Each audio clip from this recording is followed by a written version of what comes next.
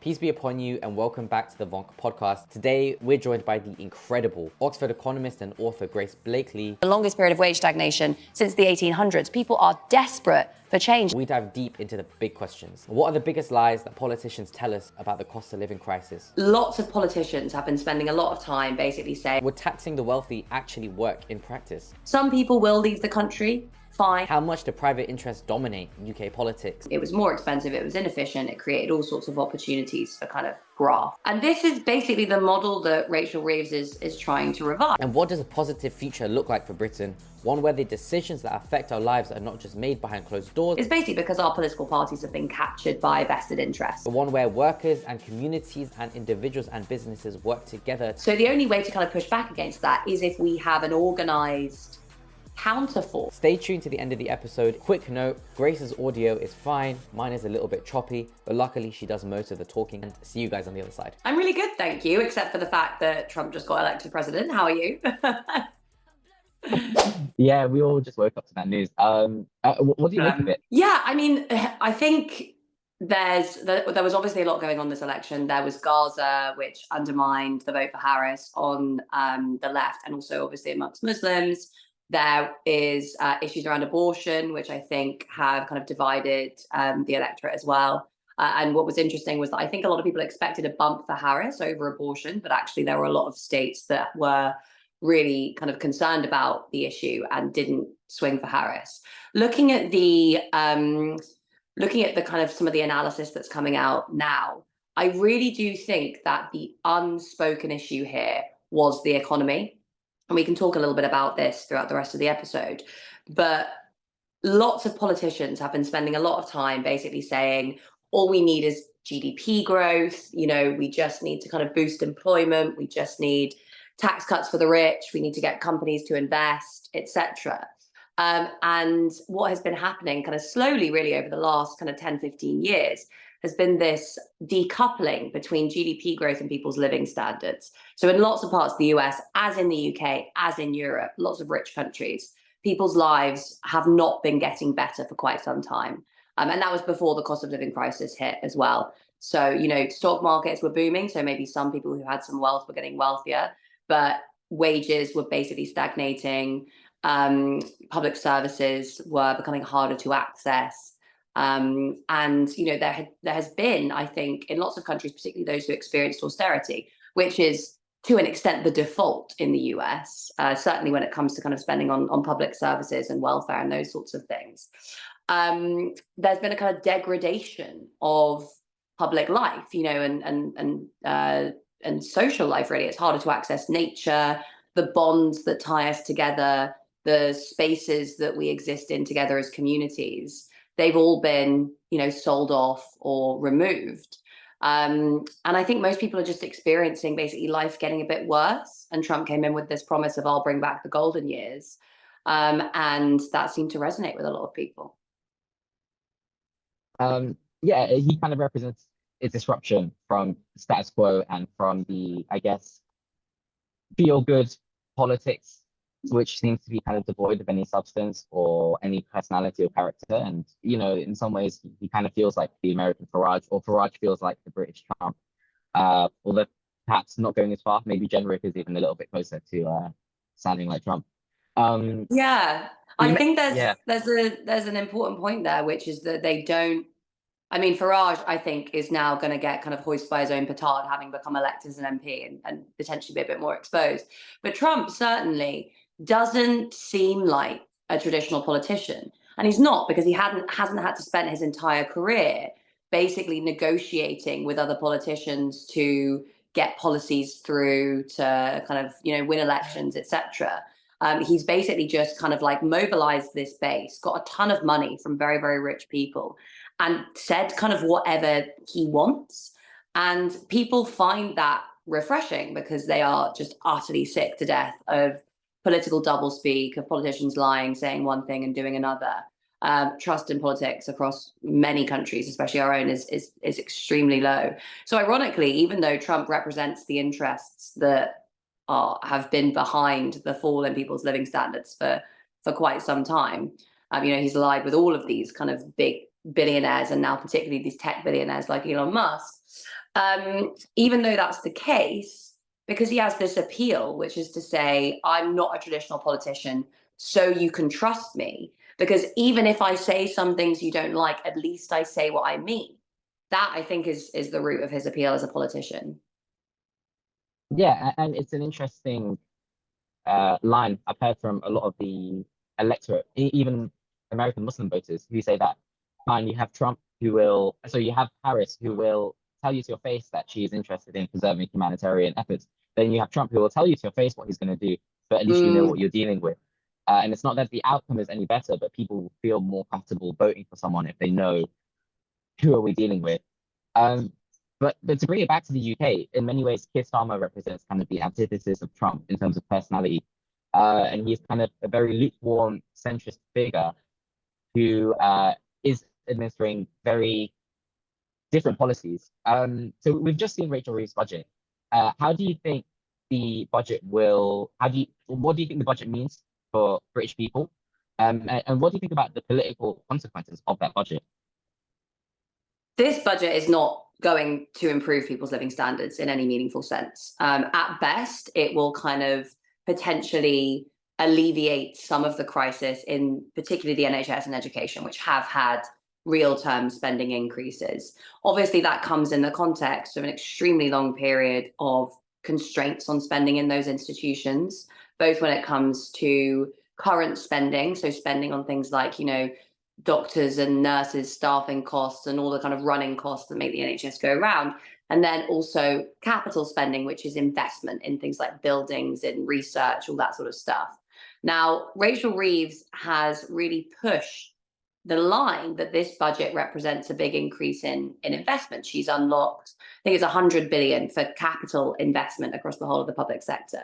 Now, just to kind of explain what that means, it's a really important distinction, because capital spending, investment spending, basically involves government spending that is used to create an asset.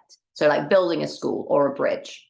You can think of it as like when you take out debt to get a mortgage, you have the debt, so you're minus, 300 grand, but you also have an asset, right? So those two things are supposed to kind of weigh each other out over the long run. You don't, when you buy a house, think, oh my God, I just got 300 grand poorer, because you also count the asset that is now yours as a result.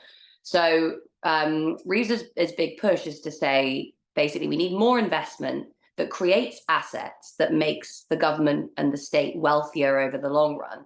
And that is a shift from the Conservative view, which was basically sell everything off. But the issue is that there is this other question of kind of current spending. So yes, building a hospital is an investment that creates an asset, a hospital. But for it to work, you have to put doctors and nurses and cleaners and all of those people within that institution that make it go round. And that counts as current spending. Now, current spending has been increased a bit, and that's certainly going to help when it comes to things like, the big staff shortages that we've seen and just day-to-day running costs. But that is going to taper off over the next few years. So if that current spending isn't maintained, the crisis is just going to reappear again, particularly because we know we live in an aging society. There's going to be, we're increasingly a kind of sick society, actually, when it comes to things like mental ill health and disability. There are going to be much greater demands on the NHS. And, that isn't accounted for in this current budget. So what I think Reeves has basically done here is to say, we can just gamble that the economy is going to grow. And this is something that you hear all the time from politicians. They are so focused on economic growth, on GDP growth.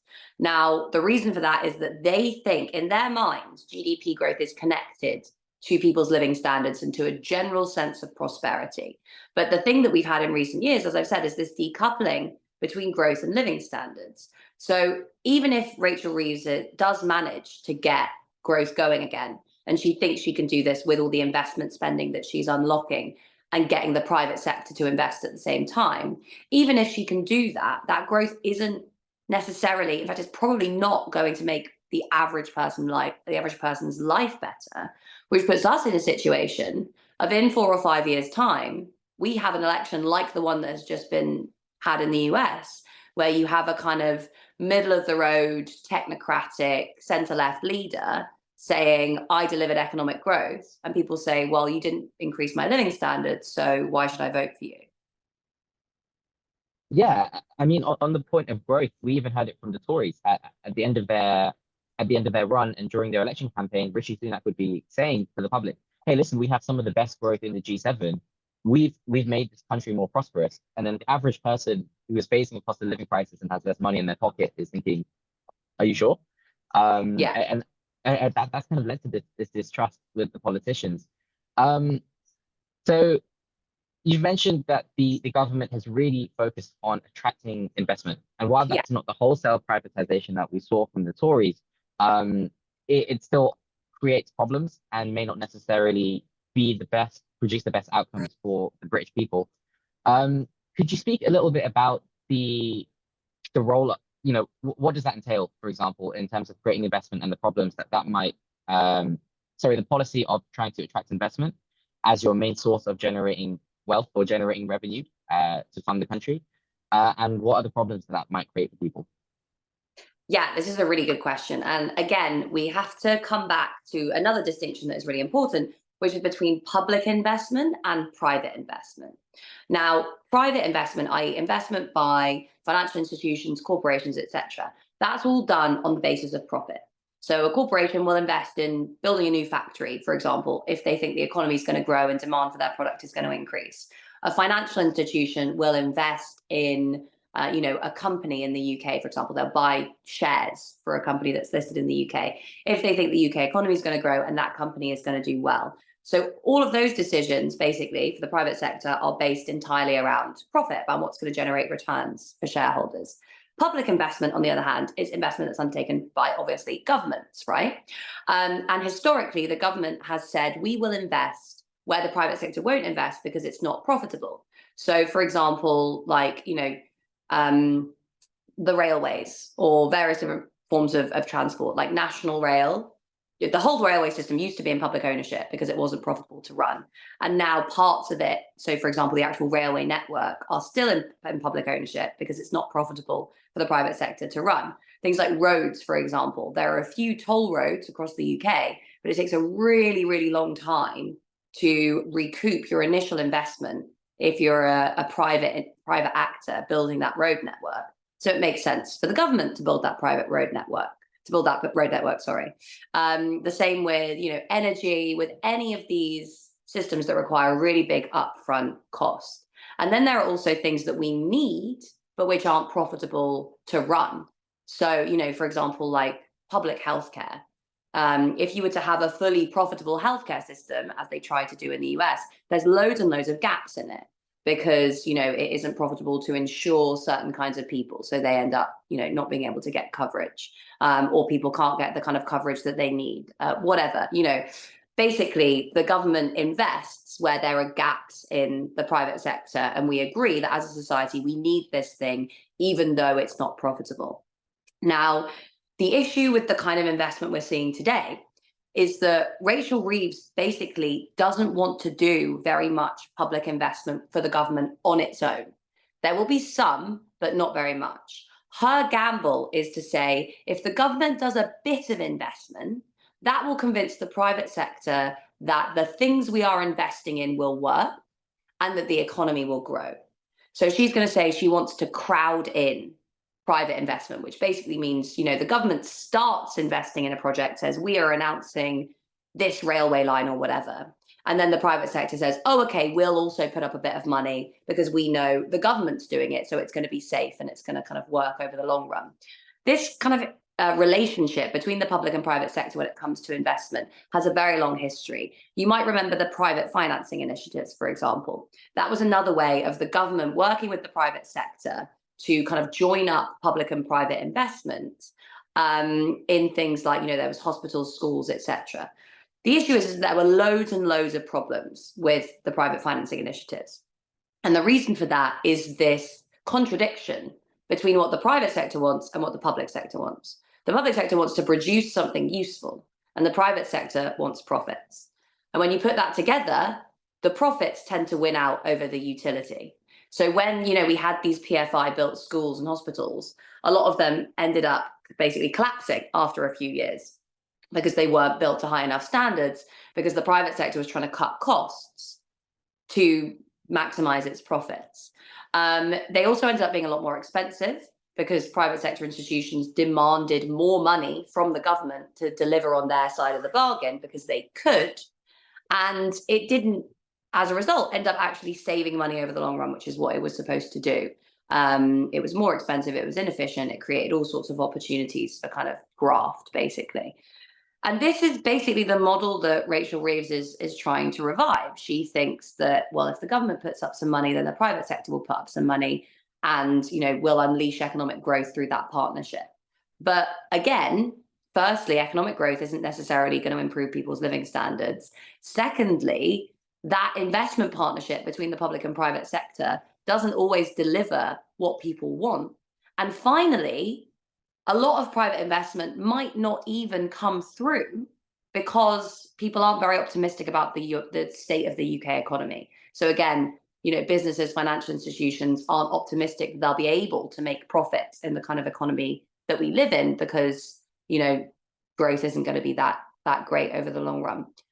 So it's a bit of a gamble, basically. She thinks that by kind of tinkering around with infrastructure, with some investment, she can boost economic growth, get the private sector to invest, and almost deliver a repeat of the 1990s and noughties, when we did have all of these things. We had high growth, we had a financial boom, we had the public and private sector investing together, people feeling better off. The issue is that world has gone now. It was created by a very particular set of economic and political and financial conditions that have evaporated.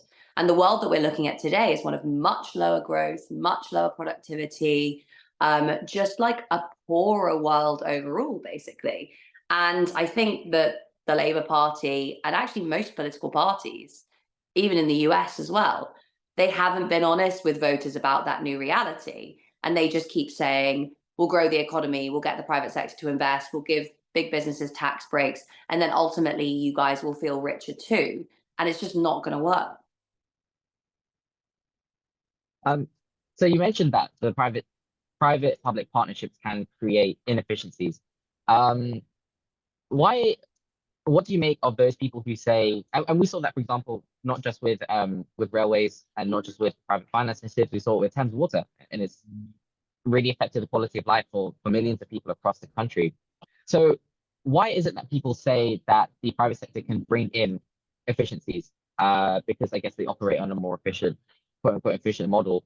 And, I guess that narrative is out there, and it's actually put forward by a lot of working class people who feel frustrated with the quality of public services at the moment. Is there any truth to that? Is there any way that private-public spending can be compartmentalized, or private-public partnerships can be compartmentalized to utilize the efficiencies of the private sector? Or is it generally or always a dangerous proposition to go down that road? It's a good question. And there are problems with both a kind of fully top-down state-led model and a fully privatized model. The ironic thing at the moment is a big part of the reason that our public services are performing so badly is because of stealth privatization, which has made things more efficient. We have this kind of strange combination at the moment with some areas of, say, for example, the NHS being subject to privatization. So private providers coming in and delivering certain services, and that actually expanding. And Wes Streeting, I think, is going to attempt to expand the involvement of private institutions within the NHS, not least because he's received substantial political donations from interests connected to private healthcare. But the reason that people kind of tend to put up with that is, as you say, there is some frustration with the way that public services have been delivered even before the advent of privatization. And this was kind of the thing in the 60s and 70s. The trains didn't run effectively. People were generally quite frustrated with the state of particularly kind of nationalized institutions. Now, I would say things are probably a bit worse now, but nevertheless, it points to the fact that when you have a top-down centralized model of running public services and running the economy, it also creates problems because, those at the top aren't always aware of the issues that exist throughout the whole system. So, if something breaks down somewhere, and you can't report that in such a way that means you can tell the right person so that the resources get to you to be able to fix it, that creates problems of coordination. So that kind of top-down model doesn't really work. Equally, the fully privatized model fails totally. And the reason it fails totally is because it provides very, very good care for some people and very, very poor care for others. Or, for example, it provides great bus routes to some areas and then terrible bus routes for others. Because, again, as I said, the only thing that they're thinking about is profit. And when we are considering how to deliver a healthcare service or infrastructure or whatever, we're thinking about more than what's profitable. We're thinking about what people need to live a good life, and also what the economy needs to run. It might not be profitable to maintain a healthy workforce, but if you don't have a healthy workforce, you're going to have a really, not particularly productive economy. So it's about what's kind of in the collective interest as well, even if that's not profitable. And that's also very clear when it comes to things like climate change. It's not profitable to invest in renewables, but we need to if there's going to be an economy to exist in the future, right? So there are all these sorts of trade-offs that aren't really accounted for in the private model either. The problem is that the joint between the kind of public top-down and private sector model is even more inefficient, because it allows the private sector to basically profit from the kind of monopolization of a particular industry. So, take PFI, for example. There are all these stories about in PFI hospitals, private companies would charge £80, no, maybe more than that, like £200, something ridiculous amount of money just to change a light bulb. Why were they able to do that? Well, there's one hospital, it's owned by the government, there's no real competition, right? And they have given a contract to a particular private institution to manage that hospital, to make sure the light bulbs are changed, to make sure it's stopped, that there's cleaners, all those sorts of things. Now, once that company's won that contract, there's no competition. So it's just delivering those services, taking the money from the public sector, and its incentive is to make sure that it can bill as high as possible whilst keeping its costs as low as possible, because the money that it makes comes from the difference between its costs and the revenues that it's receiving from government. So because you have like a fake market, it's not a real market, there's no competition. Another company can't come in and say, we'll deliver your light bulb at half of that price. You end up getting these really significant inefficiencies. Now, what I write about in my book, Vulture Capitalism, is that a lot of the benefits that people claim you get from private enterprise don't really exist in actually existing capitalist economies, because the benefits that come from kind of free market capitalism come from the existence of competition, right? So people say capitalist societies are free market societies. There's lots of different businesses all competing for to deliver goods and services. And that process of competition means that prices go down, because if you have one company delivering a car for $5,000, and then another company comes in and says, I can give you the same car for $4,500, all the customers go to that company. So the process of competition keeps prices low. The issue is that the economy we have today is dominated by massive multinational corporations. It's dominated by, monopolies that have been able to enclose an entire industry and basically insulate themselves from competition. So the water companies, the outsourcing companies, they're really good examples of this, because they don't have any real competition. And the government, which exists rather than as a kind of democracy, as this like top-down hierarchical institution that is contracting with a bunch of other monopolistic corporations to deliver these really inefficient public services. So instead of having free markets and democracy, we have monopoly and oligarchy, and it gives us the worst of both worlds. So my argument is that instead of this top-down model, or instead of the fully private model, there is another way of delivering public services, which relies on how we bring democracy into the realm of the economy. So what would the NHS look like if, for example, patients, doctors, nurses, all different forms of staff and politicians worked together to say, this is what this hospital needs? What would it look like if you brought in local businesses and said, rather than contracting out to a big company that's based out of, London, we gave this contract to a company that operates in the local area and treats its workers fairly? What if they brought in, cooperatives, local banks, and all started to work together in this kind of local democratic way that allowed ordinary people to have a voice in how their public services were being run? That's actually the only way to deliver fairness and a more efficient system. Is much more efficient than the one that we have now, and it's going to deliver all the other outcomes that we want when it comes to, what do we actually want from our public services. That's incredibly interesting.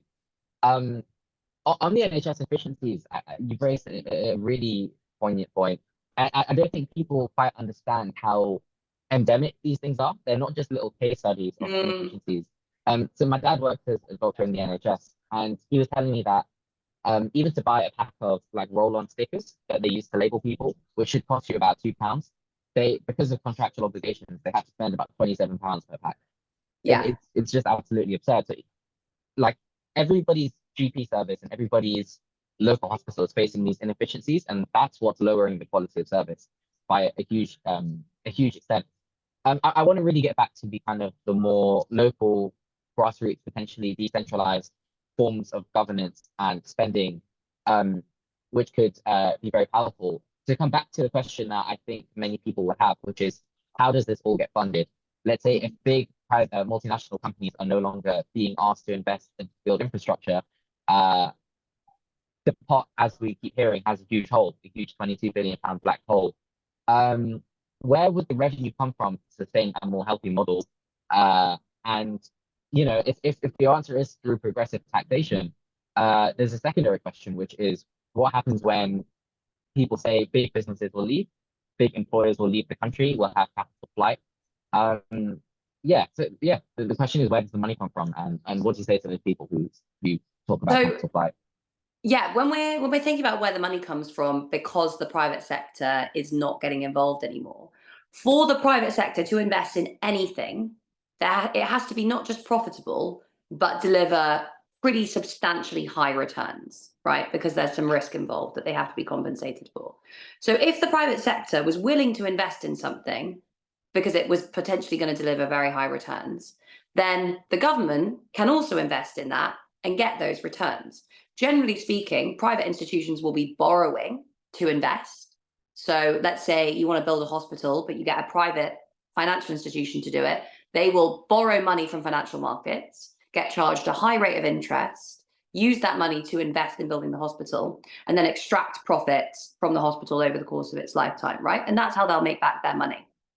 The government can borrow money much cheaper on financial markets. How? Well, we all invest in government borrowing because, it's something that we invest in, for example, for our pensions. It's like the foundation of the financial system. It's very cheap for governments to borrow because people don't think that they're going to default. So they pay a lower rate of interest. They then build the hospital themselves, maybe with some support from, like other democratically run, cooperative, smaller businesses. Maybe we think about a kind of worker-owned construction company. What would that look like?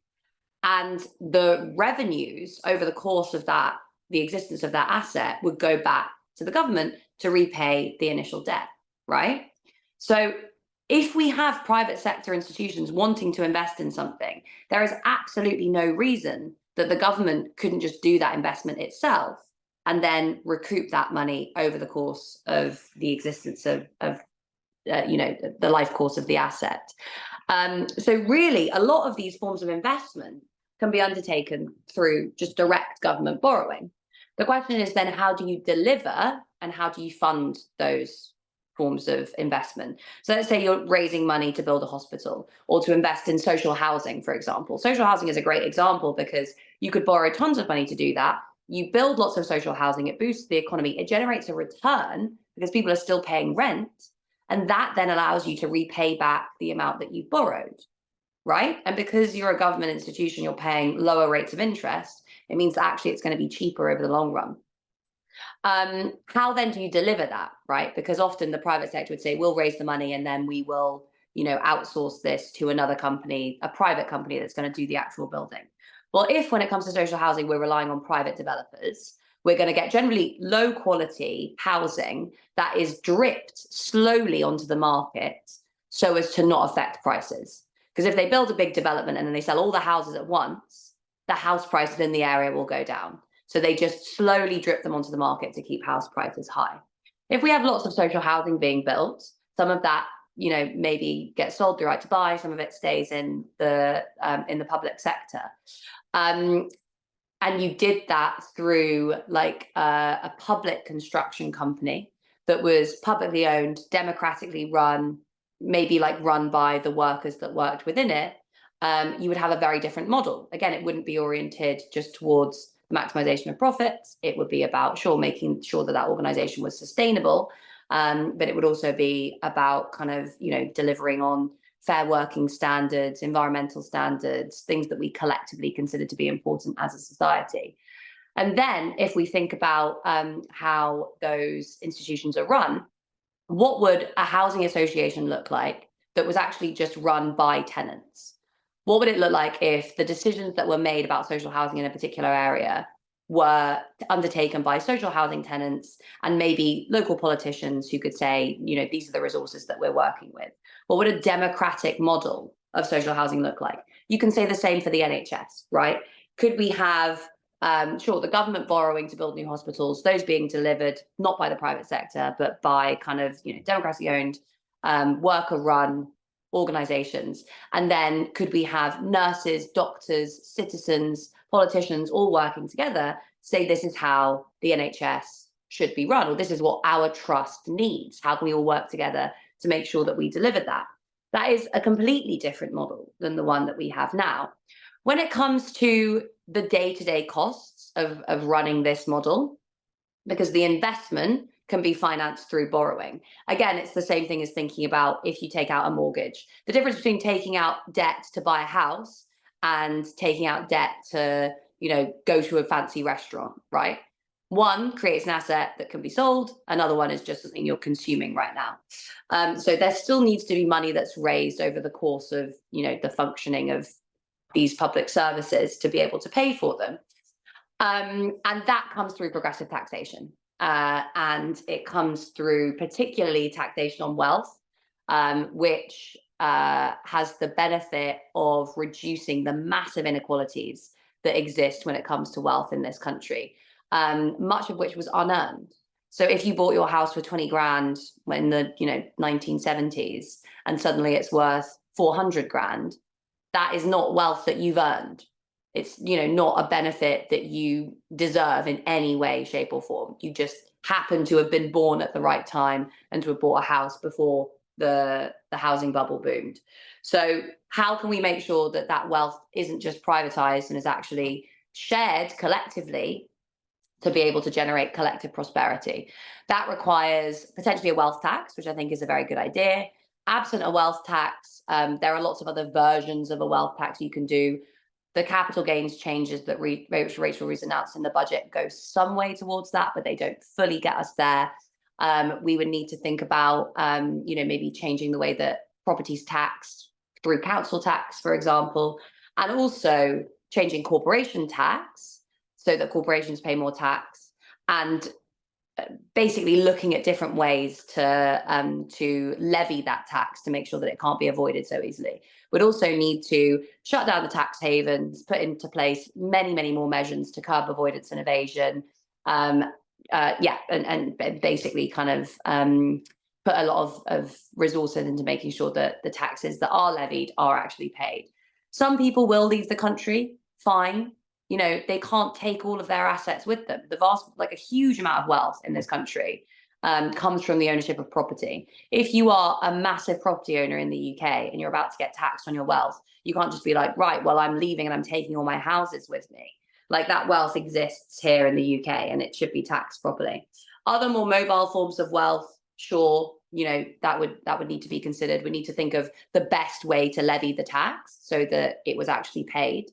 But ultimately, there's no reason to suggest that it would be impossible to raise a wealth tax that would actually reduce inequality and deliver some benefit. It definitely is. Yeah, this definitely, as you mentioned before, might be a huge area of interest to our listeners, many of whom are British Muslims. It's a pillar of our faith. The third of the 5 pillars of the faith is what we call the zakat, which is a wealth tax of 2.5% levied on everyone who can meet a very basic threshold of needs. And the idea is that that wealth tax should be used sustainably and strategically to sort out the long-term problems of the country. You mentioned that, it's fine in many cases if people leave. For example, those who own property, they can't just up and leave. Maybe if they do, it will lower the housing prices. So a little bonus there. Would you say there are any examples that we can look to, or any perhaps evidence that we can turn to that says, actually, yes, the wealth tax is a promising policy, and it's a policy that could work and won't damage the country more than it benefits? Yeah, there's lots of countries that already have wealth taxes. And we used to have a wealth tax as well. And we still kind of do, in the sense that we have taxes on capital gains. And people do find ways to avoid those taxes, especially the wealthiest, because they are able to pay armies of kind of lawyers and accountants to massage their tax bills. But that isn't an insurmountable problem. It comes down to the way that these taxes are made and the way that they're enforced. The fact that politicians kind of throw their hands up in the air and just say, oh, it'd be impossible to impose a wealth tax because wealthy people would just leave and they would all just avoid it. It's fundamentally contradicted by reality, which is that these taxes do exist. People do pay them. Some people do try to avoid them, but there are ways to stop people from being able to do that. The other thing to mention is that there has been some progress on kind of international cooperation when it comes to things like corporate taxes to reduce the impact of corporate tax avoidance. So if we could really start to push for much greater international cooperation between countries that are willing on these issues, that would also make a big difference. And there are lots of countries that are willing, because, these problems of tax avoidance and evasion go all around the world. Now, obviously, some places, I'm thinking particularly of the US under Donald Trump now, will not be interested in that. But that doesn't mean that a greater effort amongst kind of social democratic countries, and also poor countries, by the way, which lose a huge amount to capital flight every year, which is often laundered through the City of London via tax havens that are in some way connected to the UK, then that would be a really significant step forward. Yeah, and even as a moral argument, it's quite absurd. The idea that, okay, the wealthy are just going to dodge tax and leave, so therefore we shouldn't tax them. Yeah. You're rewarding that behavior almost. Yeah, like the wealthy find ways to avoid income tax. They find ways to avoid capital gains tax, all these forms of tax. It doesn't mean that we should not levy those taxes on anyone. Yeah, definitely. I want to kind of talk about the political dimension of this. Because Labour are kind of positioned in an almost weird place, in the sense that going into this budget, they were told that they've kind of almost been accused of being the Tories and Red, and they have been seen as the peddlers of a new austerity. And the narratives in the media at the moment are kind of painting this as a highly progressive a progressive budget because of the 40 billion increase in tax, because CGT did get raised, and there were certain steps towards it being more quote unquote, tax heavy. What do you think of the claims that many people in the Labour camp make, that to be politically successful, you need to position yourself as a centre party or a centre right party, and as Tony Blair did, and you can't win elections by taxing the rich or taxing the wealthy, and that's much of the argument that was used to undermine Jeremy Corbyn, and to completely discredit his legitimacy as a leader. Do you think there is weight to that? We talked about the economic reality, or do you think this is something that's kind of manufactured, almost a viewpoint which is pushed out?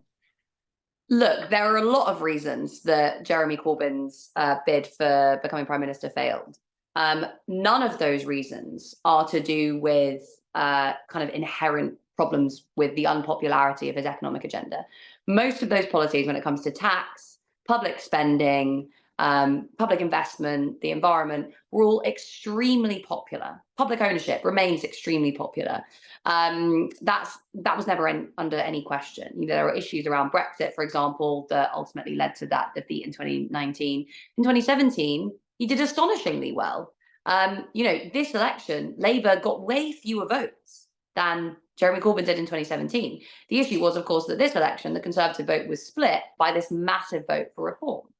So the political dynamics that underpin this are complicated in the sense you have to think about where the votes are that you want and then develop an electoral strategy that's based on that. But fundamentally, progressive economic policies are really popular.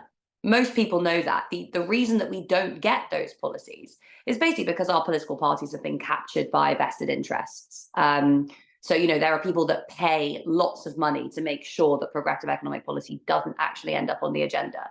I've already mentioned the fact that Wes Streeting's taken all this money from private healthcare lobbyists. That's something that we can expect to see. There's loads and loads of lobbyists and former lobbyists that have become MPs within this Labour government.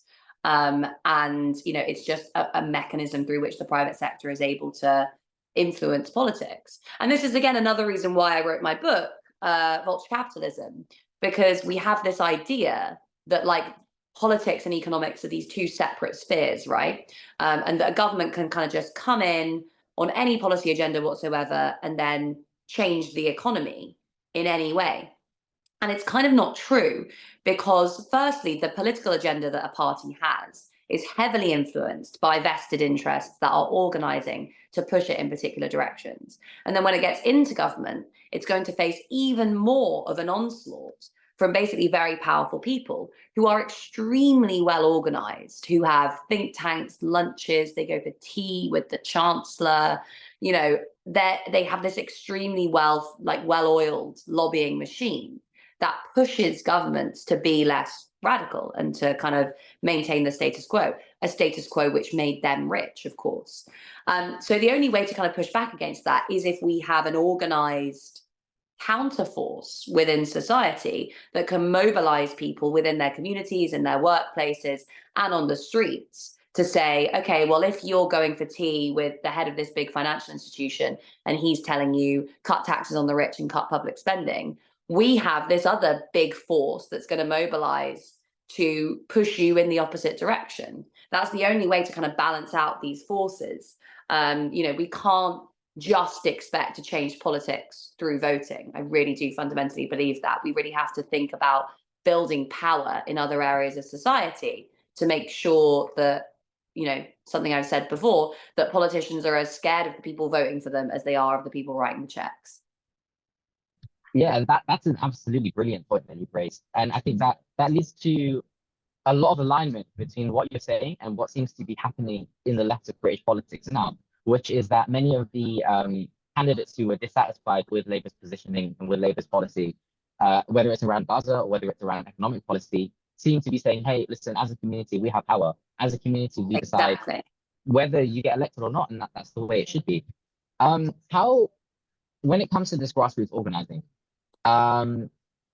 what does it look like when it comes to what can people do?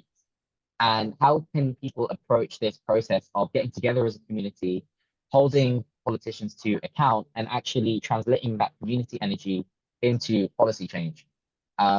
Because perhaps at the moment, politicians don't quite feel, they don't seem responsive to threat, or I wouldn't say threats, but to electoral pressure. They tend to kind of speak to the population and say, you guys don't get what's going on.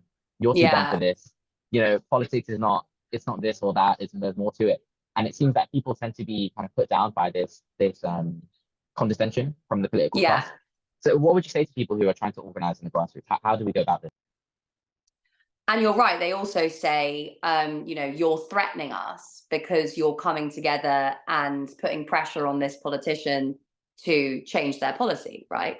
That was something that we saw. There was lots of people going on TV saying, there was a coordinated effort by minority groups to threaten people and put them under pressure, which, obviously draws on racist stereotypes, but also just shows you how scared these people are of having to account for their actions, of having to answer to someone when they say, why did you vote this way? They don't want to have to be in that position. They want to be completely insulated from accountability. So, that kind of violent reaction against people mobilizing shows that it works. Another thing that I talk about in my book is actually the reason that we got neoliberalism in the first place, so the free market turn that you saw in the 1980s, was because people were too organized for the comfort of elites. We had a really strong labor movement. We had kind of strong communities that could mobilize in support of workers. We had the peace movement, the environmental movement, the anti-apartheid movement. All of these movements were gaining a huge amount of power within society, so much power that they were able to kind of really challenge the status quo. And when people like Margaret Thatcher came to power, they said, our job is to kind of restore the discipline of the free market, to kind of fight back against vested interests, etc. That wasn't really their aim, because they didn't really restore the free market. They gave us, a financial bubble, monopoly power, a government that's in bed with the private sector. What they did give us was an onslaught against all sorts of forms of popular and collective power. So she fought the miners. She fought local government and communities that were organizing within local government. She really pushed back against any form of protest. And we see this today as well with the criminalization of protest.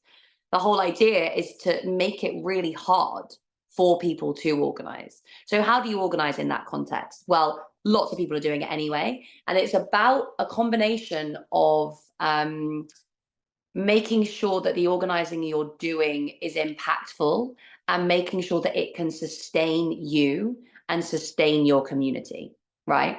So it's about that balance between pushing yourself and pushing each other, and then supporting yourself and supporting each other. Because often that kind of comes, I think, a little bit out of balance in a lot of activist movements. There's this kind of, martyr complex of, I have to put myself on the line and, cause myself harm to be able to kind of create fundamental change. But that wears people out very quickly. So I think the question we have is, how do we build collaborative movements that can demonstrate collective power without relying on kind of draining the energy of all of the activists involved, and that can actually be nourishing for us, that can bring us joy? And that requires us to mobilize on a number of different levels, I think. So it requires us to mobilize in our communities, working together to protect the things that we value. That could be a campaign to save your local library. It could be, mobilizing to resist some of the decisions that have been made by your local MP.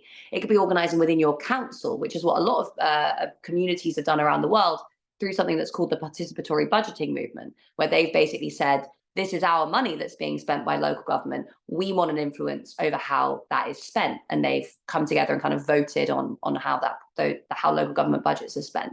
So there's community organizing, which can give people a real sense of strength and solidarity.